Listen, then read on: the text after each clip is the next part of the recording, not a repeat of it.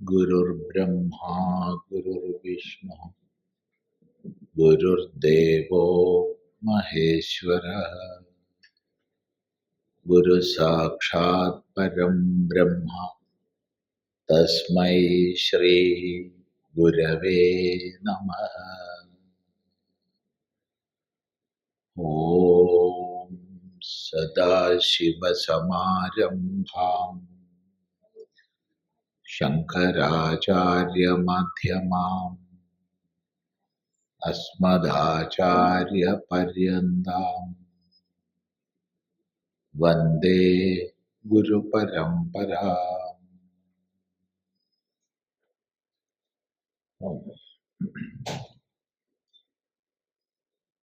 നമ്മൾ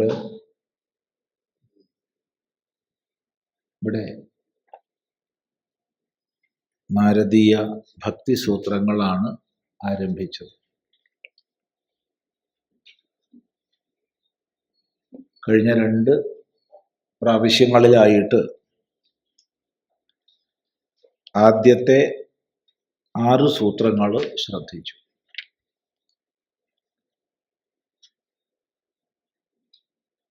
ഭക്തിയെ സംബന്ധിക്കുന്ന ശാസ്ത്രത്തിന്റെ ആവശ്യകതയെക്കുറിച്ച് നമ്മൾ ചിന്തിച്ചു. വളരെ പ്രാഥമിക തലത്തിൽ എന്താണ് ഭക്തി എന്നുള്ളതിനെ കുറിച്ച് ആലോചിച്ചു. വാസ്തവത്തില് ഭക്തി എന്താണെന്ന് നിർവചിക്കാൻ ആർക്കും സാധ്യമല്ല. നാരദനെന്നല്ല, ആർക്കും സാധ്യമല്ല.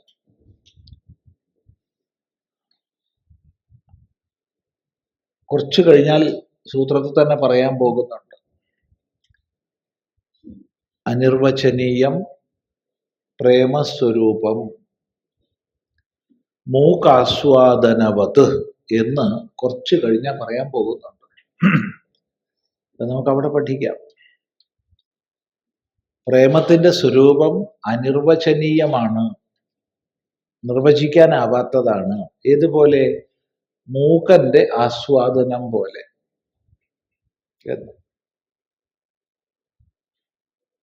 നമ്മളൊക്കെ സംസാരശേഷിയുള്ളവരാണ് വപ്പ്. നമുക്കൊക്കെ സംസാരിക്കാൻ അറിയാമെന്നാണ് നമ്മളൊക്കെ വിചാരിക്കുന്നത്.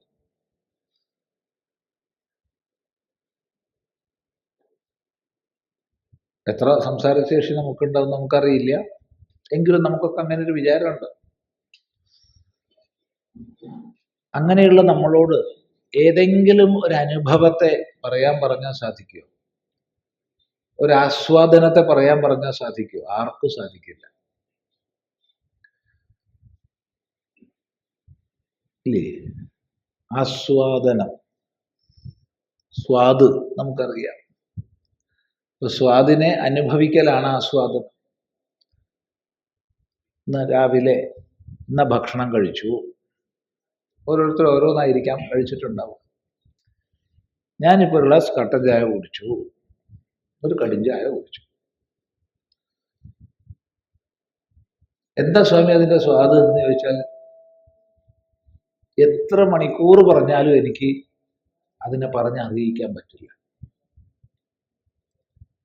ശ്രമിക്കാം, കാരണം സംഭാഷണ ശേഷി ഉള്ളത് കൊണ്ട് നമുക്ക് ശ്രമിക്കാം. എന്നാ പറയാൻ പറ്റില്ല, ഒരിക്കലും പറ്റില്ല. ഒറ്റ വഴിയേ ഉള്ളൂ, കുറച്ച് നിങ്ങളും കുടിച്ചു നോക്കൂന്ന് പറയാം. അല്ലാതെ ആർക്കെങ്കിലും ചായയുടെ സ്വാദ് പറയാൻ പറ്റും? എനിക്ക് ഭയം ഉണ്ടായി. ഭയം ഇങ്ങനെയൊക്കെയാണ് ഭയത്തിന്റെ ആരംഭകമായ സാഹചര്യം എന്ന് നമുക്ക് പറയാം. എന്നല്ലാതെ എന്താ ഭയം എന്ന് പറയാൻ പറ്റും? എനിക്ക് സന്തോഷം ഉണ്ടായി. അപ്പൊ സന്തോഷത്തിലേക്ക് നമ്മളെ നയിച്ച അനുഭവ വിശേഷത്തെ വേണിച്ചാൽ പറയാം. പക്ഷെ സന്തോഷം എന്ന അനുഭവത്തെ പറയാൻ പറ്റില്ല. ഇതാണ് വാക്കുശലന്മാരായ നമ്മുടെയൊക്കെ സ്ഥിതി. എങ്കിൽ അയാൾ മൂക്കൻ കൂടിയാണെങ്കിലോ?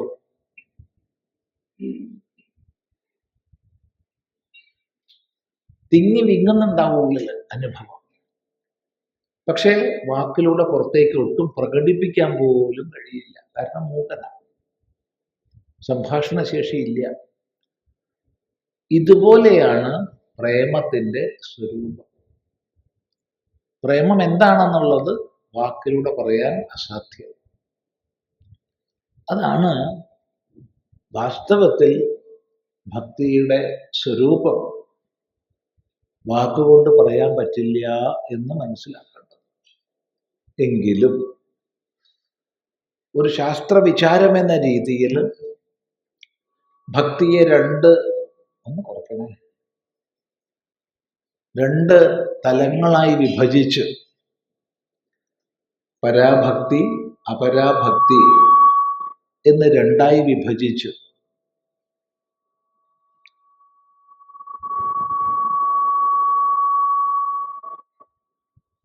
അതിൽ പരാഭക്തിയെ പറയുന്ന ഭാഗമാണ് ഇപ്പൊ നമ്മൾ ശ്രദ്ധിക്കുന്നത്. കുറച്ചു കഴിഞ്ഞാൽ അപരാഭക്തിയെ കുറിച്ച് ചിന്തിക്കാം. പരമമായ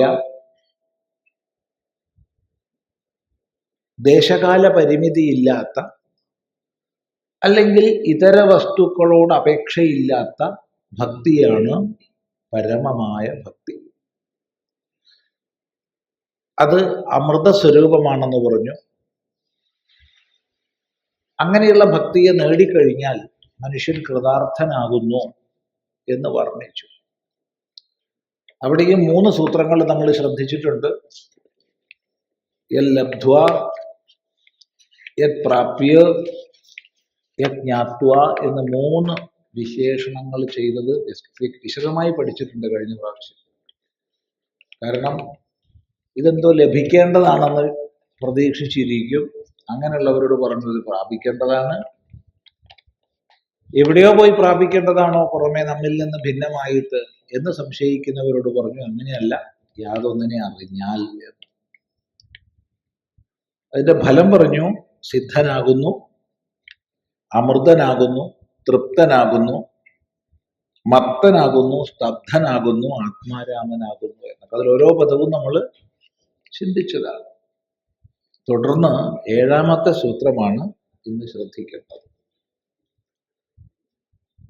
സാ ന കാമയമാന നിരോധരൂപത്വാത് എന്നാണ് സൂത്രം. ഒന്നുകൂടി പറയാം.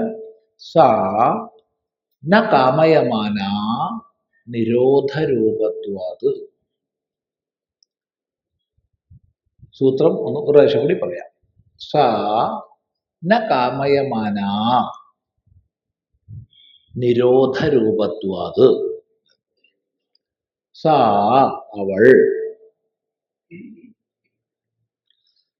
അവൾ എന്ന് പറഞ്ഞാൽ ഭക്തി. ഇത്രയും നേരം ഭക്തിയെ നിർവചിച്ചതും ഒക്കെ അവൾ എന്ന് തന്നെയാണ്, സ്ത്രീലിംഗത്തിലാണ്.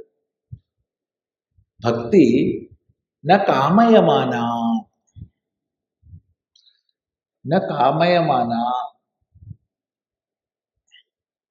അപ്പൊ കാമയമാന എന്നുള്ളത് കാമിക്കത്തക്കവളല്ല എന്നാണ് നമ്മൾ നേരിട്ട് അർത്ഥം മനസ്സിലാക്കേണ്ടത്. കാമിക്കുന്നവളല്ല എന്ന് പറയാം. സ ന കാമയമാന, അവൾ ആഗ്രഹിക്കുന്നവളല്ല. എന്തുകൊണ്ട്? നിരോധരൂപത്വാത്, നിരോധരൂപമായതുകൊണ്ട്, നിരോധരൂപമാണെന്നതുകൊണ്ട് എന്നാണ് സൂത്രത്തിന്റെ അർത്ഥം. സ അവൾ ന കാമയമാന, കാമിക്കുന്നവളല്ല. എന്താ ഈ കാമിക്കുന്നവളല്ല എന്ന് പറഞ്ഞാൽ? ഈ പരാഭക്തി ഒരിക്കലും ആഗ്രഹിക്കുന്നവളല്ല. ആഗ്രഹിക്കുന്നത് തെറ്റാണോ?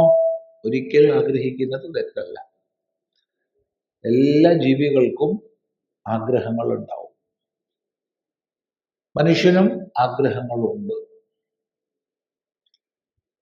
വാസ്തവത്തിൽ ആഗ്രഹങ്ങളാണ് മനുഷ്യനെ മുന്നോട്ട് മുന്നോട്ട് മുന്നോട്ട് നയിക്കുന്നത്. സമ്പത്ത് നേടാനുള്ള ആഗ്രഹം, അല്ലെങ്കിൽ സ്ഥാനമാനങ്ങൾ നേടാനുള്ള ആഗ്രഹം, പദവികൾ നേടാനുള്ള ആഗ്രഹം, സുഖം നേടാനുള്ള ആഗ്രഹം, ധനം നേടാനുള്ള ആഗ്രഹം, അങ്ങനെ പോയി പോയി പോയി പോയി മോക്ഷം നേടാനുള്ള ആഗ്രഹം, അങ്ങനെ അനേക തരത്തിലുള്ള ആഗ്രഹങ്ങളുണ്ടാവും.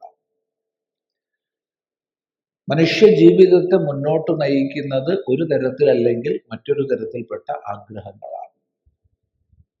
അതുകൊണ്ട് മനുഷ്യനോട് ആഗ്രഹിക്കരുത് എന്നൊന്നും പറയാൻ പാടില്ല. വേദം പറഞ്ഞിട്ടുമില്ല.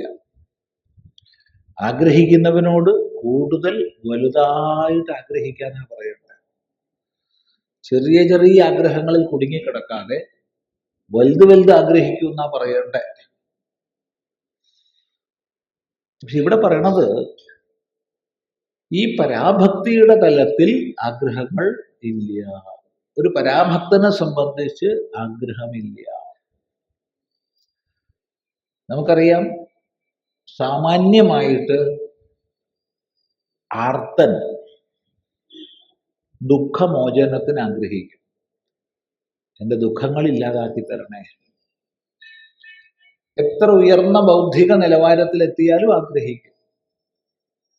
ബൗദ്ധിക നിലവാരത്തില് നമുക്ക് ഏറ്റവും ഉയർന്ന് കാണാൻ കഴിയുന്ന വലിയൊരു മഹാപ്രതിഭയാണ് മേൽപ്പത്തൂർ നാരായണ ഭട്ടതിരിപ്പാട്. അത്ര വലിയൊരു പ്രതിഭയെ നമുക്ക് ചിന്തിക്കാൻ തന്നെ പ്രയാസമാണ്. പ്രക്രിയ സർവസ്വം എഴുതിയ വൈയാകരണൻ.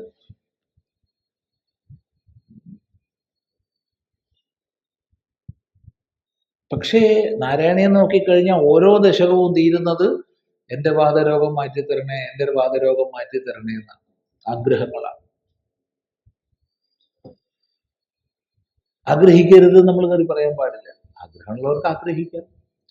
ആഗ്രഹം ഉണ്ടായിട്ടില്ല എന്ന് കള്ളത്തരം നടിക്കരുത്. ഉള്ളിൽ തിങ്ങി വിങ്ങുന്ന ആഗ്രഹങ്ങൾ ഉണ്ടാവും. പുറമെ എനിക്കൊരു ആഗ്രഹവും ഇല്ല, ഞാൻ വലിയ സിദ്ധനാണെന്ന് പറഞ്ഞാൽ കാപട്യമാണ്. അതിലൂടെ സംഘർഷമാണ് ഒരാൾക്ക് ഉണ്ടാവുന്നത്, ശാന്തിയോ സമാധാനമോ അല്ല. എന്നാൽ ഒരാൾ പരാഭക്തിയിലേക്ക് ഉയരുമ്പോഴത്തേക്ക് സ്വാഭാവികമായ ആഗ്രഹങ്ങൾ കൊഴിഞ്ഞു കൊഴിഞ്ഞു കൊഴിഞ്ഞു, പിന്നെ ഒന്നും ആഗ്രഹിക്കാനില്ല.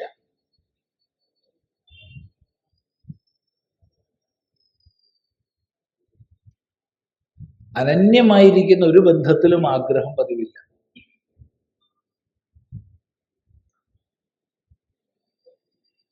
അവിടെ ആഗ്രഹങ്ങൾ ഉന്നയിക്കപ്പെടുന്നില്ല. എന്തുകൊണ്ട്? ഞാൻ തന്നെയാണ് നീ, നീ തന്നെയാണ് ഞാൻ. ആ തിരിച്ചറിവിൽ ആഗ്രഹങ്ങളോ ആഗ്രഹികൾ പ്രാർത്ഥിക്കലോ ഇല്ല. പ്രാർത്ഥനകളോ ഒടുങ്ങിപ്പോകും. ഒരാൾ ചോദിക്കുകയാണ്, ഞാൻ എത്ര കാലം പ്രാർത്ഥിക്കണം എന്ന് വെച്ചാൽ എന്താ മറുപടി? പ്രാർത്ഥനകൾ കൊഴിഞ്ഞു പോകുന്നത് വരെ പ്രാർത്ഥിക്കണം. പ്രാർത്ഥനകൾ കൊഴിഞ്ഞു പോയാൽ പിന്നെ പ്രാർത്ഥനയില്ല. അതുവരെ പ്രാർത്ഥിക്കാം, വിരോധമൊന്നുമില്ല. പക്ഷെ അവിടെ പരാഭക്തി വന്നു കഴിഞ്ഞാൽ പിന്നെ പ്രാർത്ഥനയില്ല. ആരോട് പ്രാർത്ഥിക്കാൻ? എന്ത് പ്രാർത്ഥിക്കാൻ? എന്തിനു വേണ്ടി പ്രാർത്ഥിക്കാൻ?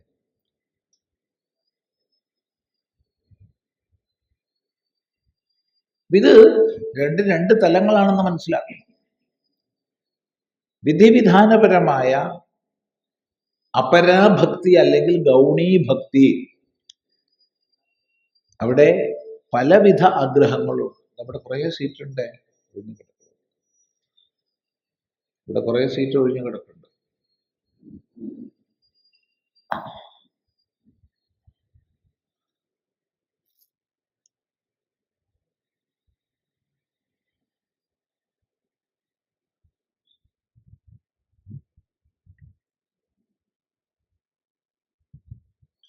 അവിടെ അപരാഭക്തിയിൽ അല്ലെങ്കിൽ ഗൗണീഭക്തിയിൽ നമ്മൾ ആഗ്രഹിക്കുന്നു, ആഗ്രഹങ്ങളെ ഈശ്വരീയമായി തിരിച്ചുവിടുന്നു, ആഗ്രഹങ്ങളെ ഈശ്വരനിലേക്ക് ചേർക്കുന്നു. എന്നാൽ പരാഭക്തിയിലേക്ക് ഉയരുമ്പോൾ സ്വാഭാവികമായ ആഗ്രഹങ്ങൾ കൊഴിഞ്ഞു കൊഴിഞ്ഞു കൊഴിഞ്ഞു പോയി. പരാഭക്തന് ആഗ്രഹങ്ങളില്ല. അതാണ് സാ ഈ ഭക്തി ന കാമയമാന, കാമിക്കുന്നവളല്ല. എന്തുകൊണ്ട്? നിരോധരൂപത്വാത്, നിരോധരൂപമായതുകൊണ്ട് എന്നാണ്. ഇവിടെ എന്താണ് നിരോധരൂപമായതുകൊണ്ട് എന്നുള്ളത് വ്യാഖ്യാനിക്കാൻ പോകുന്നില്ല. എന്തുകൊണ്ട് വ്യാഖ്യാനിക്കാൻ പോകുന്നില്ല? ആചാര്യൻ തന്നെ അടുത്ത സൂത്രത്തിൽ പറയുന്നുണ്ട് എന്താണ് ഈ നിരോധരൂപം എന്ന്. അപ്പൊ നമ്മൾ ഇവിടെ ഇപ്പൊ വ്യാഖ്യാനിക്കേണ്ട ആവശ്യമില്ല. ഇത്ര മാത്രം മനസ്സിലാക്കുക, നിരോധരൂപമായതുകൊണ്ട് ഭക്തി കാമിക്കുന്നവളല്ല. ഈ ഒരു സൂത്രം പഠിക്കുമ്പോൾ, ഇത് മാത്രം പഠിക്കുമ്പോൾ അപ്പൊ കാമിക്കുന്നതൊന്നും ഭക്തി അല്ലേ എന്ന് ചോദിക്കരുത്. അത് അപരാഭക്തിയിൽ സ്വാഭാവികമായി കാമങ്ങൾ ഉണ്ടാവും. ആ കാമങ്ങളെ ഈശ്വരോന്മുഖമായി തീർത്ത് പ്രാർത്ഥിക്കാം, അതിന് യാതൊരു വിരോധവും ഇല്ല. പക്ഷെ പരാഭക്തിയിലേക്ക് എത്തുമ്പോൾ അവിടെ കാമങ്ങൾ ഇല്ല, അവിടെ ഒരു ആഗ്രഹവും ഇല്ല. ആഗ്രഹങ്ങളെല്ലാം കൊഴിഞ്ഞു പോയിരിക്കുക. ചിലപ്പോൾ നമ്മൾ സംശയിച്ചേക്കാം, ഇതിലേതാണ് സ്വാമി നല്ലത്? നല്ലത് ചീത്തയില്ല. ഓരോ വ്യക്തിയുടെയും ബൗദ്ധിക തലത്തിനനുസരിച്ചാണ് അവനവന് യോജിക്കുന്നത്. ഒരിക്കലും കപടതകൾ അണിയരുത് എന്ന് മാത്രമേ ഉള്ളൂ. നമുക്ക് പറ്റുന്നൊരു കുഴപ്പം, മനുഷ്യന്റെ ജീവിതത്തെ മുഴുവൻ താറുമാറാക്കുന്ന കുഴപ്പം താരതമ്യമാണ്. ഒരു മനുഷ്യന്റെ ഏറ്റവും വലിയ ശത്രു ആരാന്ന് ചോദിച്ചാൽ ഞാൻ പറയുക താരതമ്യമാണെന്നാണ്. കാമമാണെന്നോ ക്രോധമാണെന്നോ ഒന്നും പറയില്ല. അതിൻ്റെയൊക്കെ വേര് തേടിപ്പോയാൽ താരതമ്യത്തിലാണ്. മനുഷ്യനെ അല്ലാതാക്കുന്ന, മനുഷ്യ ജീവിതത്തിൽ എല്ലാ നാശത്തിനും കാരണമാകുന്നത് താരതമ്യ ബുദ്ധിയാണ്. ഇത് പലപ്പോഴും നമുക്ക് ചെറുപ്പത്തിലെ അച്ഛനമ്മമാർ തരും, അധ്യാപകർ തരും. ഇല്ലേ? ഓർത്തു നോക്കൂ, ചെറിയ കുട്ടിയാവുമ്പോൾ തന്നിട്ടില്ലേ അമ്മയും അച്ഛനൊക്കെ? ഗുരുനാഥന്മാര് എല്ലാം തന്നു. നീ അവനെ പോലെയാവും, നീ അവളെ പോലെ പഠിക്ക്, നീ മറ്റവനെ പോലെ ഓട്, നീ മറിച്ചവളെ പോലെ ചാട്. അതെങ്ങനെ എനിക്ക് മറ്റൊരാളെ പോലെ ആവാൻ കഴിയുക? എനിക്ക് ഞാനാവാനല്ലേ കഴിയൂ? ഓരോ വ്യക്തിയും വിശിഷ്ടതയുള്ളവരല്ലേ? എന്നെപ്പോലെ ലോകത്ത് വേറൊരാളും ഇല്ലല്ലോ, ഒട്ടുണ്ടാവുകയില്ലല്ലോ, ഒട്ടുണ്ടായിട്ടും ഇല്ലല്ലോ. ഉണ്ടോ? നമ്മളെ പോലെ വേറെ ആരെങ്കിലും ഉണ്ടോ? പിന്നെ താരതമ്യം പഠിപ്പിക്കണം എന്താ അർത്ഥം? ഈ ഇരിക്കുന്ന കൂട്ടത്തിൽ നമ്മളെന്നെ ചിന്തിക്കുക, ഈ മഹാപാപം നമ്മൾ എത്ര ചെയ്തിട്ടുണ്ട്. കാരണം ഇപ്പൊ ഇതിൽ ഭൂരിഭാഗം പേരും മധ്യപ്രായം കഴിഞ്ഞവരാ. വളരെ ചുരുക്കം പേരേ ഉള്ളൂ ബാല്യ കൗമാര യൗവനങ്ങളിലുള്ളവർ. യൗവനങ്ങളിൽ പലരും ഉണ്ടാവും, പക്ഷെ എന്നാലും യൗവനത്തിന്റെ പ്രഥമ പാദത്തിലുള്ളവർ. നമ്മൾ ഓർത്തു നോക്ക്, ഈ പാപം നമ്മൾ എത്ര ചെയ്തിട്ടുണ്ട്. കുട്ടികളെ തളർത്തുമ്പോൾ ഇല്ലേ? നീ അവനെ പോലെ പഠിക്കുക, നീ അവളെ പോലെ ചിത്രം വരയ്ക്കുക, നീ അവന്റെ പോലെ പാട്ടുപാടുക. അതെങ്ങനെയാ വേറൊരാളാവാൻ കഴിയുക നമുക്ക്? നീ നിന്റെ വ്യക്തിത്വത്തെ പോഷിപ്പിക്കൂ എന്നാണ് പറഞ്ഞത്. നമുക്ക് ഓരോരുത്തർക്കും നമ്മുടെ വ്യക്തിത്വമാണ് പോഷിപ്പിക്കപ്പെടേണ്ടത്.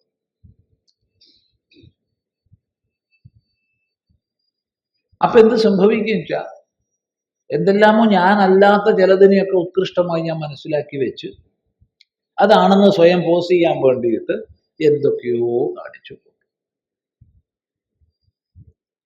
തന്നത്ത് വ്യക്തിത്വത്തിന്റെ മഹിമ ഉൾക്കൊള്ളാൻ കഴിഞ്ഞാൽ ഈ പ്രശ്നമില്ല.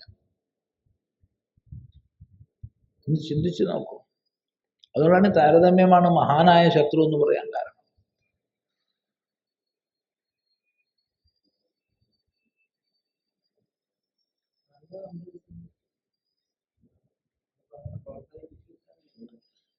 മറ്റൊരാളെ പോലെ ഇതിനെ നന്നാവുന്നേ? മറ്റൊരാളെ പോലെ നന്നാവാൻ നമുക്ക് പറ്റുമോ? ഇവിടുന്നാണ് അസൂയയുടെ തുടക്കം, വിശുബിന്റെ തുടക്കം, വിദ്വേഷത്തിന്റെ തുടക്കം, അപകർഷതാഭ്രമത്തിന്റെ തുടക്കം. അയ്യോ ഞാൻ അവനെ പോലെ സുന്ദരനല്ലല്ലോ, ഞാൻ അവളെ പോലെ സുന്ദരി അല്ലല്ലോ, എനിക്ക് അയാളെ പോലെ പാടാൻ കഴിയുന്നില്ലല്ലോ, എനിക്ക് അയാളെ പോലെ ഡാൻസ് ചെയ്യാൻ കഴിയുന്നില്ല. അപകർഷതയുടെ ആരംഭം. അപകർഷതയെ പൂത്തിവെക്കാൻ വേണ്ടിയിട്ട് നമ്മൾ കപടത അഭിനയിക്കും. അല്ല, ഒരുപാട് മാനസിക പ്രശ്നങ്ങളുണ്ട്. അപകർഷത പോലെ തന്നെ അപകടമാണ് ഉത്കർഷതാബോധവും. ഇൻഫീരിയോറിറ്റിന്റെ തുല്യ കുഴപ്പമാണ് സുപ്പീരിയോറിറ്റി ഫീലിംഗ് വന്നാൽ.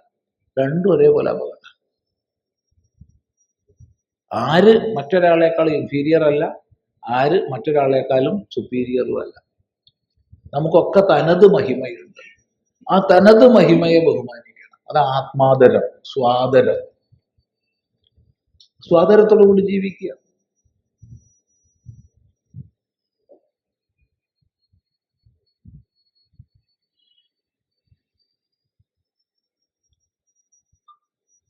ചിന്തിക്കുക.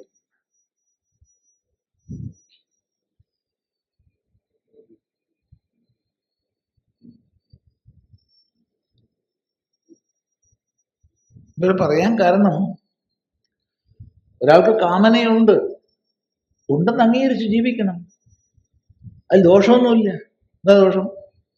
സ്വാമി കാമന ഇല്ലാത്തല്ലേ നല്ലത്. ആർക്ക് നല്ലത്? നിനക്കല്ല, നിനക്കുള്ളതല്ലേ. അപ്പൊ നിനക്കുള്ളതാ നല്ലത്. ഇല്ലാത്ത ആൾക്ക് ഇല്ലാത്ത നല്ലത്.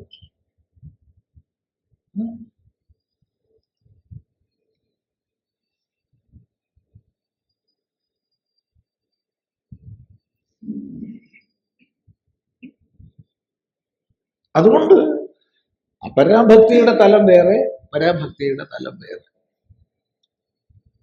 പരാഭക്തനിൽ സ്വാഭാവികമായി തന്നെ കാമനകളില്ല. സ ന കാമയമാന കസ്മാത്. എന്തുകൊണ്ട്? നിരോധരൂപത്വാത്, നിരോധരൂപമായതുകൊണ്ട്. അവിടെയാണ് ചോദ്യം, എന്താണ് നിരോധരൂപം? അതൊന്ന് വ്യാഖ്യാനിക്കൂ. തൊട്ടടുത്ത സൂത്രം പറയുകയാണ്, നിരോധസ്തു ലോകവേദ വ്യാപാര ന്യാസ. നിരോധസ്തു ലോകവേദ വ്യാപാര ന്യാസ. എന്നൂടി പറയാം, നിരോധസ്തു, നിരോധസ്തു എന്ന് പറഞ്ഞാൽ നിരോധ തു ലോകവേദ വ്യാപാര ന്യാസ. നിരോധമാകട്ടെ, തു എന്ന് പറഞ്ഞാൽ ഒരു വ്യതിരിക്തതയെ കാണിക്കാൻ ഉപയോഗിക്കുന്ന ശബ്ദമാണ് തു. ഏതെങ്കിലും ഒന്നിനെ പറഞ്ഞിട്ട് അതിൽ നിന്ന് ഭിന്നമായ ഒന്നിനെ പറയുമ്പോഴാണ് തു പൊതുവെ ഉപയോഗിക്കാറ്. പൊതുവെ ഇത്രേ പറഞ്ഞോളൂ. ചിലപ്പോൾ നിരർത്ഥകമായി ഉപയോഗിക്കും. ഇപ്പൊ സൂത്രായതുകൊണ്ട് നിരർത്ഥകമായിട്ട് ഉപയോഗിക്കാൻ പാടില്ല. നിരർത്ഥകമായ ഒരു പദം ഉപയോഗിച്ചാൽ സൂത്രം അല്ലാണ്ടാവും. നമ്മൾ സൂത്രലക്ഷണം ആദ്യം പഠിച്ചിട്ടുണ്ട്. അസ്തോഭം എന്ന്, അല്പാക്ഷരം അസന്നിഗ്ധം സാരവദ് വിശ്വതോമുഖം അസ്തോഭം അനവദ്യം ച സൂത്രം സൂത്രവിദോ വിദു പഠിച്ചിട്ടുണ്ട്. അപ്പൊ അസ്തോഭമാണ്. അർത്ഥമില്ലാതൊരു പദം പ്രയോഗിക്കാൻ പാടില്ല. അപ്പൊ തു എന്നുള്ളതിന് ഇവിടെ അർത്ഥമുണ്ട്. നിരോധമാകട്ടെ ലോകവേദ വ്യാപാര ന്യാസ. ലോക വേദ വ്യാപാരങ്ങളെ ഉപേക്ഷിക്കുന്നതാണ് നിരോധം.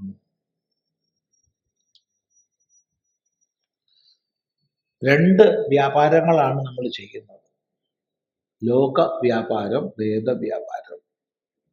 ലൗകികം വൈദികം എന്ന് രണ്ടായി പറയാം. ലൗകികം എന്ന് പറഞ്ഞാൽ ലോകസിദ്ധമാണ്.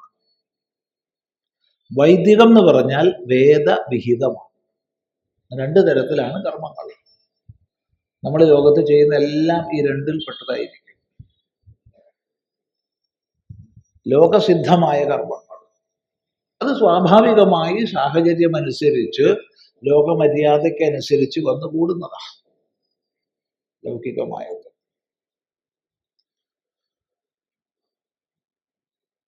വേദവിഹിതമായതാണ് വൈദികം. വേദവിഹിതം എന്ന് പറഞ്ഞാൽ വേദം വിധിക്കുന്നത് എന്ന് മാത്രം മനസ്സിലാക്കരുത്. വേദ വൈദിക ശാസ്ത്രങ്ങളും ആചാര്യന്മാരും ഒക്കെ വിധിക്കുന്നത് നമുക്കതിൽ പെടുത്താം.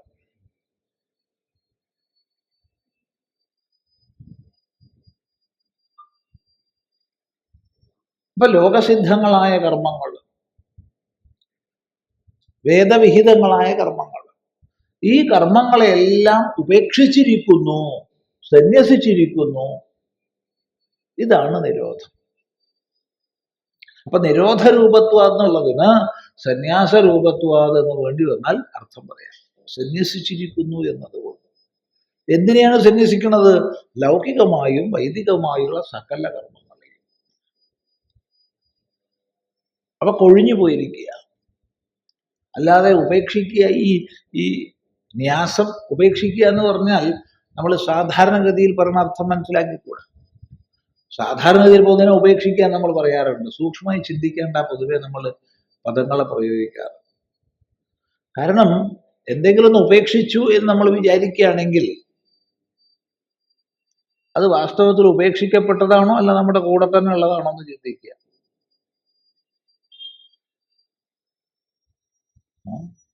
എന്തെങ്കിലും ഒന്നിനെ ഞാൻ ഉപേക്ഷിച്ചു നമ്മൾ പറയാന്ന് വിചാരിച്ചു, അതായിരിക്കും നമ്മുടെ കൂടെ എപ്പോഴും ഉണ്ടാവുക. അല്ല, അത് ഞാൻ ഉപേക്ഷിച്ചതാ, അത് ഞാൻ ഉപേക്ഷിച്ചതാ, ഈ ചിന്ത ഉണ്ടാവുന്നേ.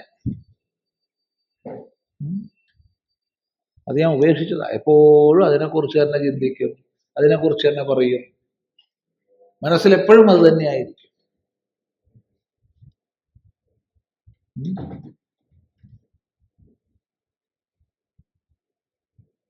കാശി, ഗയ തുടങ്ങിയ സ്ഥലങ്ങളിലൊക്കെ പോയിട്ട് ഉപേക്ഷിക്കുന്ന ആൾക്കാരുണ്ട്. അവർ ഈ കൂട്ടത്തിൽ തന്നെ ആരെങ്കിലുമൊക്കെ കണ്ടേക്കും. കാശി പോയി ഉപേക്ഷിച്ചു, അല്ലെങ്കിൽ ഗയയിൽ പോയി ശ്രാദ്ധം ചെയ്തു. അപ്പൊ ശ്രാദ്ധം ചെയ്യുമ്പോൾ അവർ പറയും നിങ്ങൾക്ക് ഇഷ്ടപ്പെട്ട ഒരു പച്ചക്കറി, ഒരു പഴം ഒക്കെ ഉപേക്ഷിക്കണം എന്ന് പറയും. ഈ കൂട്ടത്തിൽ തന്നെ പലരും കാണും. ഉണ്ടോ? ആരെങ്കിലും ഉണ്ടോ? ഉണ്ട്, സന്തോഷം. നമ്മൾ അവിടെ ഒരാൾ പോയി നമ്മൾ ആശ്രമമായിട്ട് ബന്ധപ്പെടുന്ന ഒരാളാണ്, എപ്പോഴും ആശ്രമത്തിൽ വരുന്ന ആളാണ്. അപ്പൊ പോയി, ഇയാൾക്ക് ഇത് അറിയില്ലായിരുന്നു ഉപേക്ഷിക്കണം എന്നുള്ളത്. അപ്പോൾ ഉപേക്ഷിക്കാൻ പറഞ്ഞപ്പോൾ ഇയാൾ വെണ്ടയ്ക്ക ഉപേക്ഷിച്ചു. കഥയല്ലേ, ഇതുണ്ടായതാണ്. വെണ്ടയ്ക്ക ഉപേക്ഷിച്ചു. തിരിച്ച് താമസിക്കുന്ന കർമ്മമൊക്കെ നടന്ന് പണ്ടയ്ക്ക് ദക്ഷിണയൊക്കെ കൊടുത്ത് തിരിച്ച് താമസിക്കണ അവിടെ വന്നപ്പോൾ കറിയിൽ വെണ്ടയ്ക്ക ഉണ്ടോന്നാണ് ആദ്യത്തെ ചോദ്യം. ആണ് ഉപേക്ഷിച്ചതാണ്. അത് കഴിഞ്ഞ് ട്രെയിനിൽ വരുമ്പോ ഓരോ പ്രാവശ്യവും ഇയാൾക്ക് ഭക്ഷണം കിട്ടിക്കഴിഞ്ഞാൽ കറിയിൽ വെണ്ടക്ക ഉണ്ടോന്ന് അയാൾ. വീട്ടിൽ വന്നപ്പോ വെണ്ടക്ക ഞാൻ ഉപേക്ഷിച്ചതാണ്, വെണ്ടക്ക വേണ്ട കേട്ടോ. ഏതെങ്കിലും ബന്ധു വീട്ടിലോ സുഹൃത്ത് ഗൃഹങ്ങളിലൊക്കെ പോയി കഴിഞ്ഞാൽ ഇയാൾ ആദ്യം പറയുക കറി ഉണ്ടാക്കുമ്പോൾ വെണ്ടക്ക വേണ്ട കേട്ടോ. അത് വെണ്ടക്ക വേണ്ട, ഞാൻ ഉപേക്ഷിച്ചതാണ്. ഇപ്പൊ വാസ്തവത്തിൽ ഇയാൾ ഉപേക്ഷിക്കുകയാണോ ചെയ്തത് അല്ല എപ്പോഴും കൊണ്ടുനടക്കുകയാണോ ചെയ്തത്? എന്താണ്? പണ്ടാണെങ്കിൽ അയാൾക്ക് ഒരു പ്രശ്നം ഉണ്ടായിരുന്നില്ല, എന്താ കിട്ടിയതാ കഴിക്കുക, വേണ്ട ആച്ചാ വേണ്ട, വഴുതിനി ആച്ചാ വഴുതിനി. ഇപ്പോഴോ? ഇപ്പൊ ഇയാളുടെ ഭക്ഷണത്തിന്റെ ഒരു മെനു ചിന്തിക്കുമ്പോൾ ആദ്യം ഇയാളുടെ മനസ്സിൽ വരിക വെണ്ടക്കയാണ്.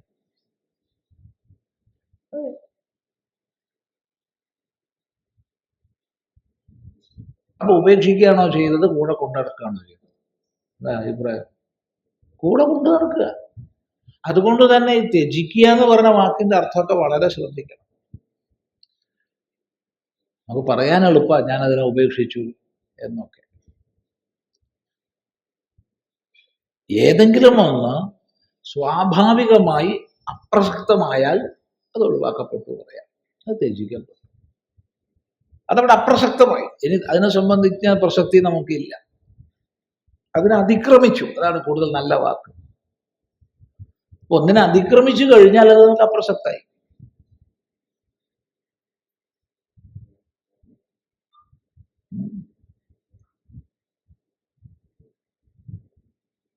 ഏതെങ്കിലും വ്രതത്തിന്റെ ഭാഗമായിട്ടോ നിഷ്ഠയുടെ ഭാഗമായിട്ടോ ആചാരത്തിന്റെ ഭാഗമായിട്ടൊക്കെ നമ്മൾ എന്തിനെയെങ്കിലും മാറ്റി നിർത്തുന്നുണ്ടെന്ന് വിചാരിച്ചു, അതുകൊണ്ട് ഇത് നശിക്കപ്പെട്ടു എന്നർത്ഥമില്ല. ഉണ്ടോ? ഇല്ല.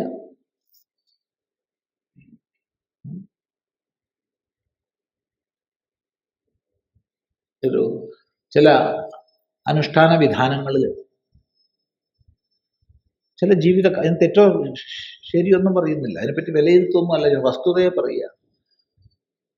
ചില സമ്പ്രദായങ്ങളിൽ അവരുടെ സന്യാസിമാർക്കുള്ള ഒരു വിധാനമുണ്ട്, സ്ത്രീയെ കാണാൻ പാടില്ല.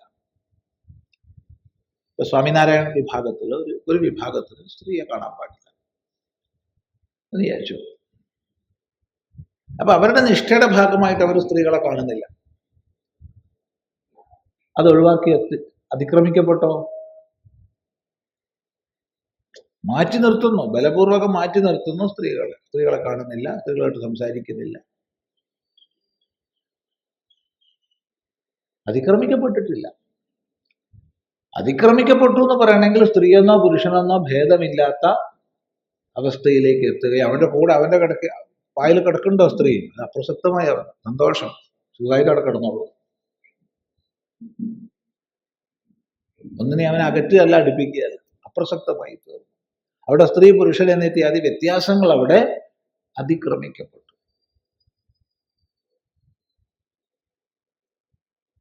വ്യത്യാസം ശരിക്കും മനസ്സിലാക്കുക. അല്ലാതെ എന്തിനെങ്കിലും ഞാൻ ഉപേക്ഷിച്ചു ത്യജിച്ചു എന്ന് പറയുന്നത് ത്യാഗമാവില്ല. അതൊരു മാറ്റിവെക്കലേ ആവുള്ളൂ. ചിലപ്പോൾ മാറ്റിവെക്കുന്നതായിരിക്കും 10 മടങ്ങ് ശക്തിയിൽ തിരിച്ചു വരിക.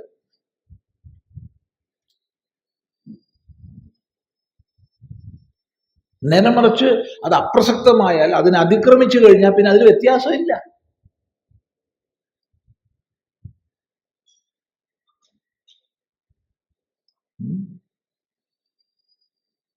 അപ്പോൾ ലോകവേദ വ്യാപാര ന്യാസ എന്ന് പറഞ്ഞതിൻ്റെ ആത്യന്തികമായ തലം നമ്മൾ മനസ്സിലാക്കണം.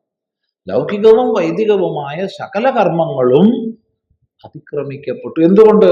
പ്രയോജനഭാവം കൊണ്ട്. അവിടെ പ്രയോജനമില്ല. അല്ലെങ്കിൽ ഭേദാഭാവം കൊണ്ട്. ഭേദമില്ല.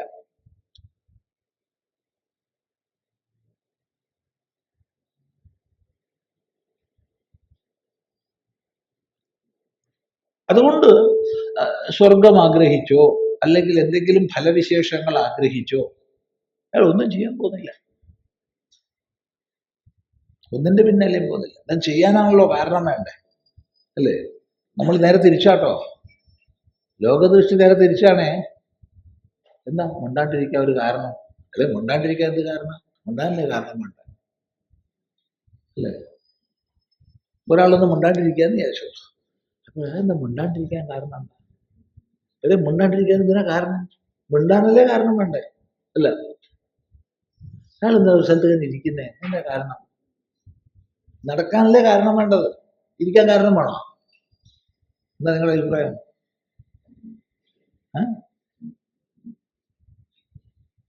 എന്തെങ്കിലും ഒരു ക്രിയ നമ്മളിൽ നിന്ന് ഉദ്ഭവിക്കണമെങ്കിൽ അതിന് കാരണം വേണം. അതായത് ഒരു വികൃതിക്ക് കാരണം വേണം, പ്രകൃതിക്ക് കാരണം വേണ്ട.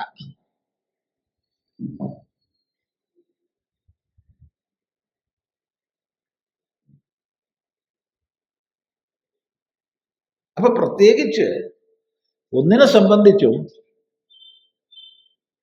താത്പര്യമോ വേണമെന്നോ വേണ്ടെന്നോ, ചേർക്കണമെന്നോ അകറ്റണമെന്നോ, നേടണമെന്നോ നഷ്ടപ്പെടുത്തണമെന്നോ ഉള്ള ചിന്തയില്ല. രണ്ടുമില്ല. തൻ്റെ പൂർണ്ണ സ്വരൂപത്തിൽ അമർന്നിരിക്കുന്നു. തൻ്റെ പൂർണ്ണ സ്വരൂപത്തിൽ അമർന്നിരിക്കുന്ന ഒരാളെ സംബന്ധിച്ച് സ്വാഭാവികമായി ഇന്നലെ വരെ എന്തിൽ പ്രസക്തി കണ്ടിരുന്നോ ഇന്ന് അതൊക്കെ അപ്രസക്തമായി. ഉപനിഷത്തിൽ ഒരു മന്ത്രമുണ്ട്, ബൃഹദാരണ്യകോപനിഷത്തില്. അതിന്റെ വ്യാഖ്യാനം 300 ചില്ല ശ്ലോകങ്ങളെ കൊണ്ടാണ്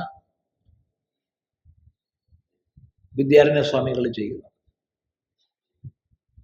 വളരെ ചെറിയൊരു മന്ത്ര. ആത്മാനം ചേത് വിജാനീയാത് അയമസ്മേതി പൂരുഷഃ കിമിച്ഛൻ കസ്യ കാമായ ശരീരമനുസഞ്ജരേ. ഇതാണ് മന്ത്രം. ഈ ചെറിയൊരു മന്ത്രത്തിന്റെ വ്യാഖ്യാനം 300 ചില്ല ശ്ലോകങ്ങൾ.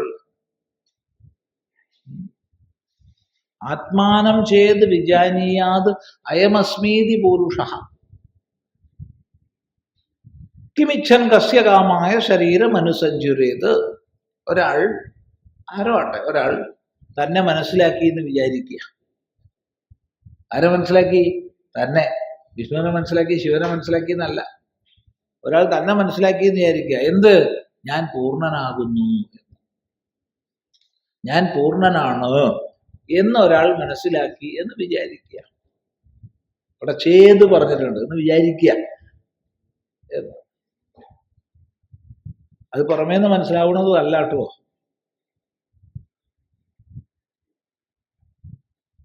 കിമിച്ഛൻ കസ്യകാമായ ശരീരം അനുസഞ്ചരേ. എന്തിച്ഛിച്ച് ആരുടെ കാമത്തിനായിക്കൊണ്ട് ഈ ശരീരത്തിന് പിന്നാലെ പനി പിടിച്ചോടുന്നാ ചോദിക്കുന്നത്. നമ്മൾ ഓരോരുത്തരും ഈ ശരീരത്തിന് പിന്നാലെ അങ്ങനെ ജ്വരം പിടിച്ചോടുക. അത് വേണം, ഇത് വേണം, അങ്ങനെ വേണം, ഇങ്ങനെ വേണം, ഇന്നത് കിട്ടി നാളെ അത് കിട്ടും എന്നും പറഞ്ഞ് നമ്മൾ പലതിൻ്റെ പിന്നാലെ ഓടുകയാണ്. ചോദിക്കുകയാണ്, തൻ്റെ പൂർണ്ണമായ സ്വരൂപം ഒരാൾ മനസ്സിലാക്കിയെങ്കിൽ എന്താഗ്രഹിച്ച് എന്തിൻ്റെ പിന്നാലെ വെറി പിടിച്ചോടുന്നാ ചോദിക്കുന്നത്. എന്താ മറുപടി? അയാൾ ഒന്നിൻ്റെ പിന്നാലെയും ഓടാൻ പോകുന്നില്ല.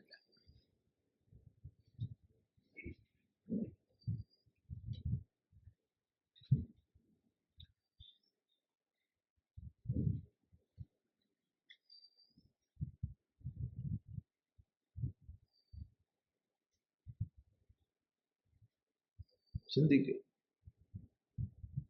അപ്പൊ അവിടെ എല്ലാം അപ്രസക്തായി, എല്ലാം അപ്രസക്തായി.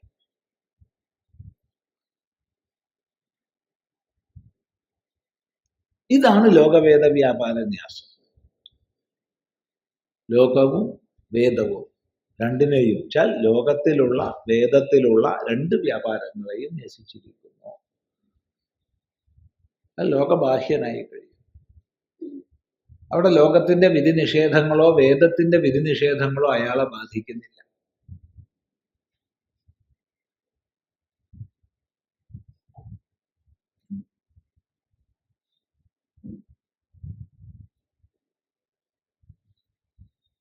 ചിന്തിച്ചു. അയാളെ ശരിയായ തോന്നിവാസികളാണ് അല്ലേ?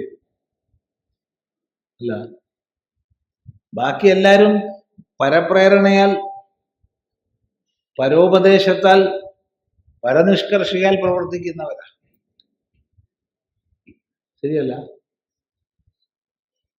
ഇങ്ങനെയൊക്കെ പാടുള്ളൂ, ഇങ്ങനെയൊന്നും പാടില്ല, ഞാനൊരു പത്നിയാണ്, അല്ലെങ്കിൽ ഞാൻ ഒരു പതിയാണ്, ഞാൻ ഒരു അച്ഛനാണ്, ഞാനൊരു അമ്മയാണ്, അപ്പൊ ഇങ്ങനെയൊക്കെ പെരുമാറണം, ഇങ്ങനെയൊന്നും പെരുമാറിക്കൂടാ എന്ന ലോകമര്യാദയുടെ അടിസ്ഥാനത്തിൽ, അതുപോലെ വേദം പറയുന്ന വിവിധങ്ങളായ ആഗ്രഹങ്ങളെ നേടാനുള്ള ഉപാധികളൊക്കെ സ്വീകരിച്ച് അതിനനുസരിച്ച് ജീവിക്കുന്നവരാണ്.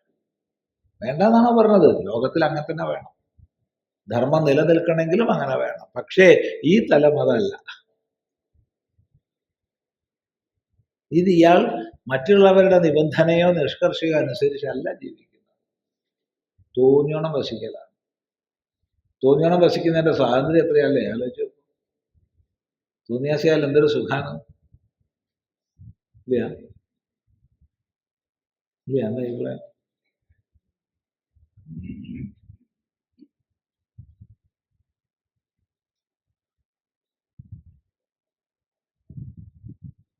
അത് ദേവതകൾക്ക് പോലും ചിന്തിക്കാൻ പറ്റാത്തതാ. ദേവതകൾ പോലും കർമ്മബദ്ധരാ. ഓരോ ക്രിയാപദ്ധതിയിൽ ഇന്നാൾക്കുന്ന ഡ്യൂട്ടി പറഞ്ഞിട്ട് ഒരുക്കി വെച്ചിരിക്കുന്നതിന്റെ പരിധിക്കുള്ളിലാ.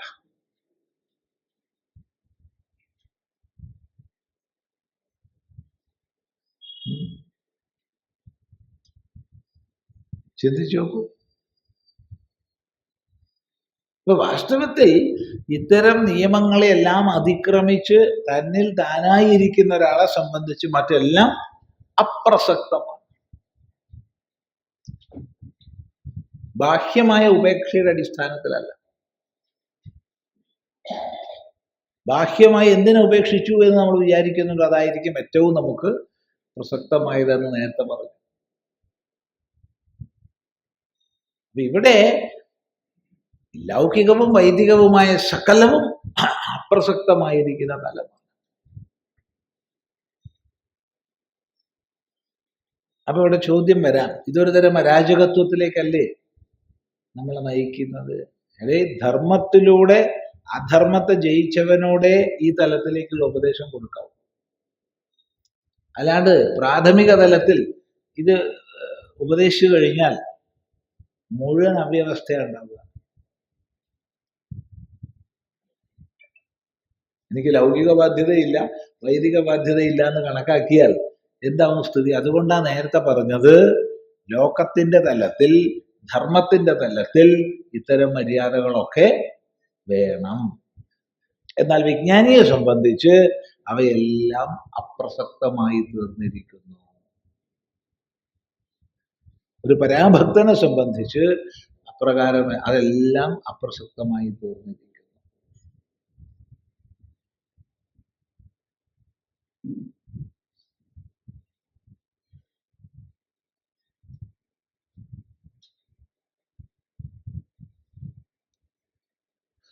ശ്രീരാമകൃഷ്ണദേവന്റെ ജീവിതവുമായി ബന്ധപ്പെട്ട ഒരു സന്ദർഭം വരുന്നുണ്ട്. ദക്ഷിണേശ്വരത്ത് വിശേഷിച്ച് എന്തോ ഒരു ചടങ്ങുണ്ടായി. ധാരാളം പേര് അവിടുന്ന് ഭക്ഷണം കഴിച്ചിട്ടുണ്ട്, ഉച്ചഭക്ഷണം. ആ ഉച്ചഭക്ഷണം കഴിച്ച ശേഷമുള്ള എച്ചിലിലകളൊക്കെ ഇട്ടിട്ടുണ്ട്. ആ എച്ചിലിലകളിൽ നിന്ന് പറ്റ് പെറുക്കി കഴിക്കുന്ന ഒരാൾ. അപ്പോ ശ്രീരാമകൃഷ്ണദേവൻ അയാളെ ശരിക്കും നോക്കി. എന്നിട്ട് ഹൃദയനോട് വിളിച്ചു പറഞ്ഞു, ഈ ഹൃദയ, അയാളൊരു പരമഹംസനാന്ന് തോന്നുന്നു കേട്ടോ. ഉടനെ ഹൃദയ പിന്നാലെ ഓടി. ഹൃദയ ഓടിയ കണ്ടപ്പോ ഇയാൾ ഓടി, പിന്നാലെ ഹൃദയം, മുമ്പില് ഇയാള്, പിന്നാലെ ഹൃദയം. അങ്ങനെ ഓടി ഓടി കുറെ ദൂരം ഓടിയപ്പോ അവിടെ വന്നു. എന്താ? അല്ല, അങ്ങ് എന്തെങ്കിലും ഒരു ഉപദേശം തരണം. കാരണം എന്താ? ശ്രീരാമകൃഷ്ണദേവനാണ് പറഞ്ഞത് അത് പരമഹംസനാണ്. അതുകൊണ്ടാണ്. ഗംഗയിലേക്ക് ചൂണ്ടിയിട്ട് പറഞ്ഞു, അതും അഴുക്കുചാലിലേക്ക് ചൂണ്ടിയിട്ട് പറഞ്ഞു, ഇതും ഒന്നെന്നറിയുമ്പോ ആവട്ടെ. പിന്നെ ഉപദേശമാണ്. പിന്നെ ഉപദേശം വേണ്ടല്ലോ. അപ്പൊ ഇത് ലോകസാമാന്യമായിട്ട് പറയാൻ പറ്റുമോ? ഇല്ല. ലോകസാമാന്യമായിട്ട് ഗംഗയ്ക്ക് നമ്മൾ പവിത്രത കൽപ്പിക്കുന്നു, അഴുക്കുചാലിന് പവിത്രത കൽപ്പിക്കുന്നില്ല. മലിനജലത്തിന് നമ്മൾ പവിത്രത കൽപ്പിക്കുന്നില്ല. എന്നാൽ തീർത്ഥങ്ങൾക്ക് പവിത്രത കൽപ്പിക്കുന്നു. അതിൽ തന്നെ പ്രഥമ സ്ഥാനമാണ് ഗംഗയ്ക്കുള്ളത്. ചിന്തിക്കുക. അപ്പൊ ഗംഗാജലവും അഴുക്കുചാലത്തെ വെള്ളവും അല്ലെങ്കിൽ കക്കൂസ് ടാങ്കത്തെ വെള്ളവും ഒന്നാണ് എന്ന ബോധം എപ്പോണ്ടോ അവിടെ ദ്വൈതങ്ങളെല്ലാം പോയി. അവിടെ ഒരു ഗ്രാഹ്യത്യാജ്യതയും ഇല്ല, അവിടെ ഒരു വിധി നിഷേധവും ഇല്ല. ആ തലം ജനസാമാന്യത്തോട് പറഞ്ഞു കൊടുക്കേണ്ട തലം അല്ല. അത് മനസ്സിലാക്കുന്നത്.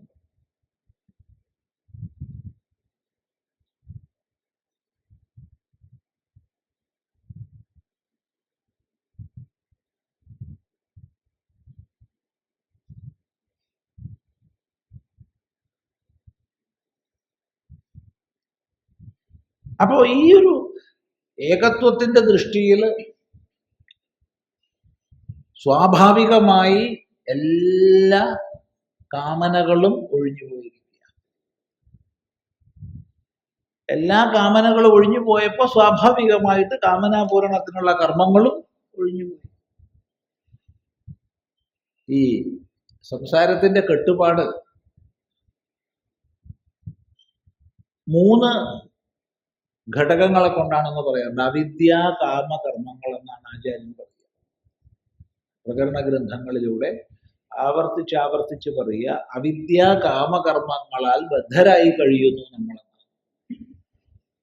ഈ കയറ് സാധാരണ പിരിച്ചുണ്ടാക്കുമ്പോൾ 3 ചൂടി കൊണ്ടാ കയറ് പിടിക്കാറ്, അല്ലേ? അതെ. വലിയ കമ്പക്കയറുണ്ടാക്കുമ്പോഴോ 3 കയറ് കൊണ്ടാണ് കമ്പക്കയർ ഉണ്ടാക്കുന്നത്.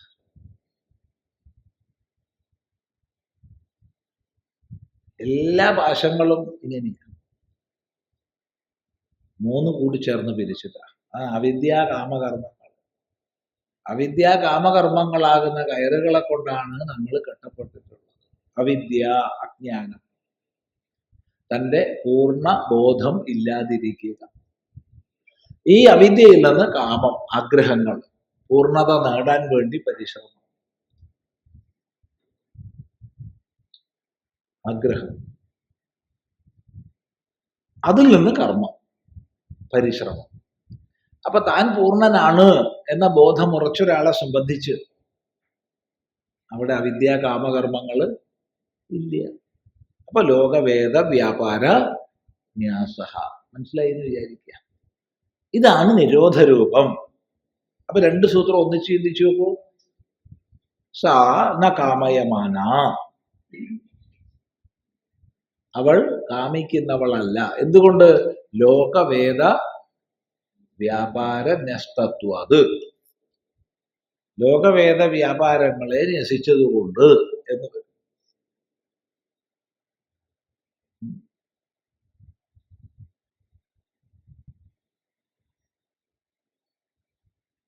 അവിടെ എല്ലാം അപ്രസക്തമായി ഒഴിഞ്ഞു പോയിരിക്കുക.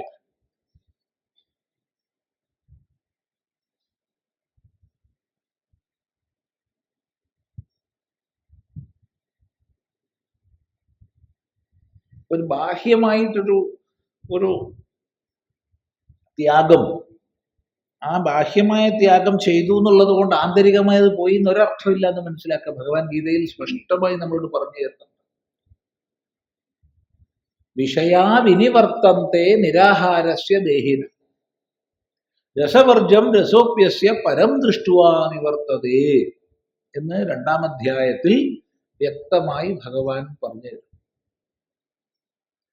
അപ്പൊ വിഷയാഹ വിനിവർത്തന്തേ നിരാഹാരസ്യ ദേഹിന, നിരാഹാരനായിട്ടുള്ള ആൾക്ക്, ഒരാൾ ആഹരിക്കുന്നില്ല വിചാരിച്ചു, ഇന്ന് ഞാനൊന്നും കാണാൻ പോകുന്നില്ല, അല്ല ഇന്ന് ഞാനൊന്നും കേൾക്കാൻ പോകുന്നില്ല, അല്ലെങ്കിൽ ഇന്ന് ഞാൻ ഭക്ഷണം കഴിക്കുന്നില്ല, അല്ലെങ്കിൽ ഞാൻ ഇത്ര ദിവസത്തേക്ക് ഇന്നത് ചെയ്യുന്നില്ല, എന്തെങ്കിലും ആയിക്കോട്ടെ. ആ സമയത്ത് അയാൾ ചെയ്യുന്നുണ്ടോ? ഇല്ല. അയാൾ ഭക്ഷണം കഴിക്കുന്നുണ്ടോ? ഇല്ല. അയാൾ കാണുന്നുണ്ടോ? ഇല്ല. അയാൾ കേൾക്കുന്നുണ്ടോ? ഇല്ല. കാരണം അയാൾ നിരാഹാരനാണ്. പക്ഷേ ആ ആഹാരത്തോടുള്ള രസം അയാൾക്ക് പോയി എന്ന് അർത്ഥമുണ്ടോ? രസം പോയിട്ടില്ല എന്ന് മാത്രമല്ല, ഉള്ളിൽ പ്രബലമായിട്ടുണ്ട്. അതെപ്പോഴാണോ സാഹചര്യം വരുന്നത് അപ്പൊ അത് പൊട്ടി തളിർത്ത് വളർന്ന് വലുതാവും. അതുകൊണ്ടാണ് രസോപ്യസ്യ പരം ദൃഷ്ടുവാ നിവർത്തത, എവന്റെ ആ വിഷയത്തിലുള്ള രസം പരമമായ ആത്മദർശനത്തിൽ മാത്രമേ ഇല്ലാതാകൂ, പരമാത്മ സാക്ഷാത്കാരത്തിൽ മാത്രമേ ഇല്ലാതാകൂ. അതുവരെ സാധകന്റെ ഉള്ളിൽ രസം ഉണ്ടാവും. അതുകൊണ്ട് സാധകന്മാരെപ്പോഴും എൻ്റെ ഉള്ളിൽ വിഷയരസം ഉണ്ട് എന്ന് മനസ്സിലാക്കി ജീവിച്ചാൽ നല്ലതാ. അല്ലാണ്ട് ഞാൻ സിദ്ധനായി പോയി എന്ന് വിചാരിച്ച് ജീവിച്ചാൽ പതനം ഉറപ്പാണ്. ഈ പതനം എന്ന വാക്ക് ആപേക്ഷികമാണ്, എവിടുന്ന് എങ്ങോട്ട് പതിക്കാൻ. പിന്നെ ഇതിനെ സ്വാമി അത് പ്രയോഗിച്ചേ, സാധകൻ എന്ന വാക്ക് ആദ്യം പ്രയോഗിച്ചതുകൊണ്ട് അയാൾ എന്തോന്ന് സാധിപ്പിക്കാൻ തീരുമാനിച്ചല്ലോ, അതിൽ നിന്ന് പതനമുണ്ട്. അല്ലാണ്ട് പതനുണ്ടെന്ന് ഞാൻ പറയില്ല, ഒരിക്കലും പറയില്ല. കാരണം പതനം ആപേക്ഷികമാണ്.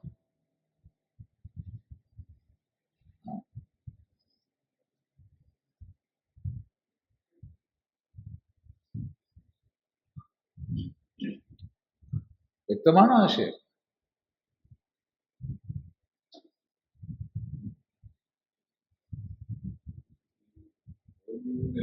അതുകൊണ്ട് രസം പരമാത്മ ദർശനത്തിൽ മാത്രമല്ല, പരമസത്യസാക്ഷാത്കാരത്തിൽ, അല്ലെങ്കിൽ കുറച്ചുകൂടി നല്ല വാക്ക് പറഞ്ഞാൽ പൂർണ്ണാത്മാസു സമീക്ഷ്യതാം എന്ന് പറയുന്ന പൂർണ്ണാത്മബോധത്തിൽ മാത്രമേ രസം പോകുന്നു. അതുവരെ രസം ഉണ്ടാവും. അതുകൊണ്ട് ഒരു സാധനയുടെ, നിഷ്ഠയുടെ, ജീവിതക്രമത്തിന്റെ, വ്രതത്തിന്റെ, അനുഷ്ഠാനത്തിന്റെ ഭാഗമായി എന്തിനെങ്കിലും മാറ്റിവെച്ചു എന്നുള്ളത് കൊണ്ട് അത് ഇല്ലാതായി എന്നർത്ഥമില്ല.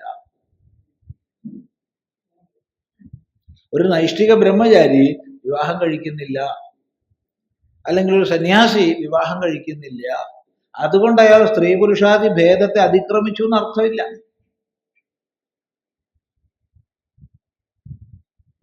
എപ്പോ അത് അപ്രസക്തമായി കൊഴിഞ്ഞു പോയിട്ടുണ്ടോ അപ്പോഴേ അയാളത് അതിനെ അതിക്രമിച്ചു എന്ന് പറയാൻ പറ്റും, അല്ലെങ്കിൽ പറയാൻ പറ്റില്ല.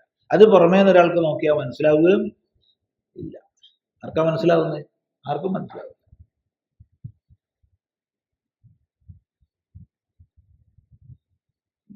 ആർക്കും മനസ്സിലാവില്ല.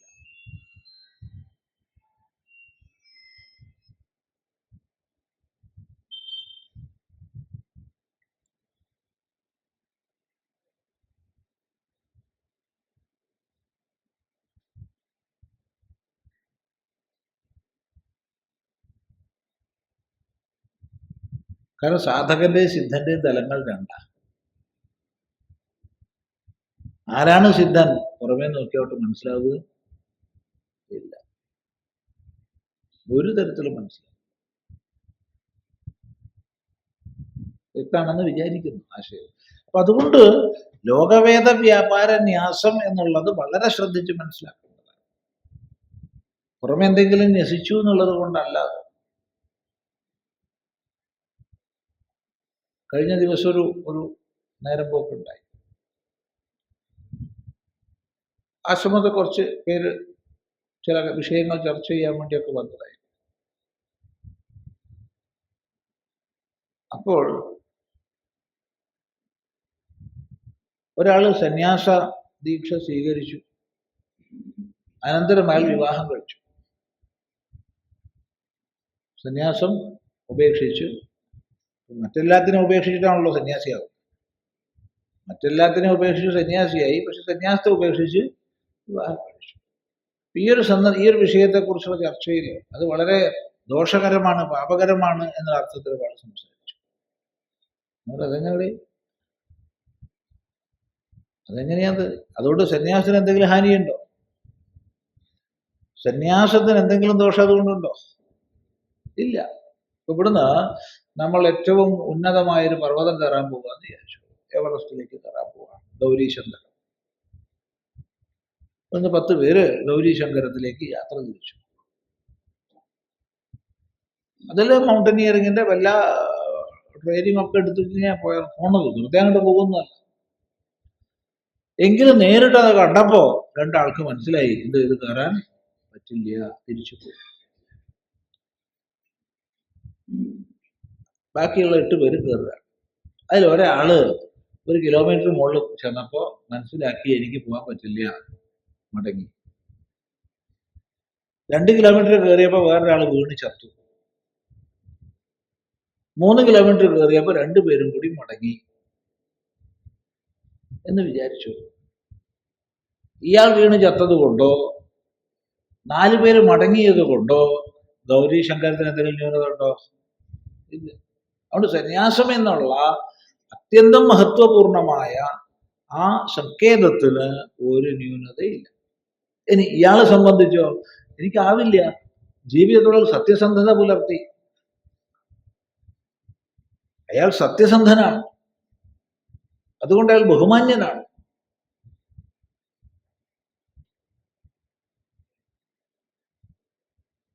അയാൾ ബഹുമാന്യനാണ്. കാരണം എനിക്ക് ഇത് സാധിക്കുന്നില്ല, ഞാൻ ശ്രമിച്ചു, സാധിക്കുമെന്ന പ്രതീക്ഷയിൽ ഞാനൊരു ജീവിതത്തെ സ്വീകരിച്ചു. ഇത് സാധിക്കുന്നില്ല, ഞാൻ മടങ്ങുന്നു. എന്താ കുഴപ്പം? നേരെ മറിച്ച് അയാളെ പാപി എന്ന് പറഞ്ഞ് കുറ്റം പറയുന്നവനോ, അവൻ ഈ കാഷായം ധരിച്ചിട്ട് എന്തൊക്കെയാ ചെയ്യണമെന്ന് ബാക്കിയുള്ളവർക്ക് അറിയോ?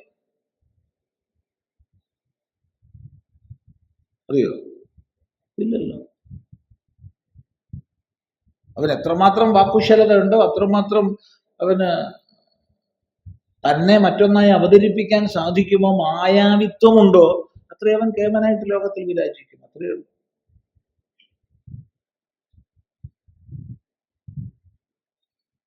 അതുകൊണ്ട് ഈ ലോകവേദ വ്യാപാര ന്യാസഹ എന്ന് പറഞ്ഞത് പുറമെ കാണുന്ന ഒന്നും അല്ലാതെ മനസ്സിലാക്കുക. ഒരാൾ സന്യാസിയാണെന്ന് പറഞ്ഞുകൊണ്ട് സന്യാസിയാണെന്നോ അല്ലെന്നോ അർത്ഥമില്ല, രണ്ടുമില്ല. അപ്പൊ പിന്നെ സന്യാസി എന്നൊക്കെ പറ, അതൊക്കെ ലോക വ്യവഹാരം, അത്രയേ ഉള്ളൂ. ജീവിത ക്രമീകരണം. പാരമാർത്ഥിക സന്യാസത്തിലേക്ക് ഉയരാനുള്ള ചില സാധനാക്രമങ്ങൾ, അത്രയേ ഉള്ളൂ. ഇതാണ് സത്യം. ഇത് പലപ്പോഴും പലരും പറയില്ല, ഇത് പറയണതും പലർക്കും വിരോധമായിരിക്കും, പക്ഷെ സത്യമാണ്. അതുകൊണ്ട് ലോകവേദ വ്യാപാരങ്ങൾ നശിക്കപ്പെട്ട അവ അപ്രസക്തമായ അവസ്ഥയാണ് പരാഭക്തന്റെ അവസ്ഥ. അതുകൊണ്ട് അയാൾ ഒന്നിനെയും ആഗ്രഹിക്കുന്നില്ല.